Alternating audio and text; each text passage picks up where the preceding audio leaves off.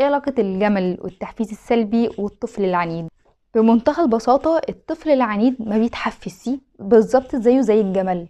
طيب التحفيز بتاع الطفل العنيد ايه؟ يعني انا مثلا لما اقول له ما ترميش حاجة، ما تكسرش حاجة، مقابلة مثلا ان انا هديك حاجة حلوة، هجيب لك اللعبة اللي انت عايزها، او انت رايحة وانت جاية برافو عليك شاطر، انت كويس، انت عملت كذا برافو عليك، برضو ما فيش نتيجة، ما بتجيبش معاه نتيجة. طيب ليه الحاجات دي ما بتجيبش مع الطفل العنيد؟ علشان الطفل العنيد اصلا بيعمل السلوكيات دي علشان خاطر بيستمتع لما بينرفزك، بيستمتع لما يخليكي كده متغاظة ومتضايقة ويشد في شعورك وتقعدي تصوتي، هو ده استمتاعه. بيستمتع قوي لما يعصبك لدرجة ان انت تضربيه، يعني هو ما عندوش مشكلة ان هو ينضرب، ما عندوش مشكلة، هو مستمتع ان هو وصلك اصلا للمرحلة دي، واضربي كمان انا ما بحسش عادي يعني.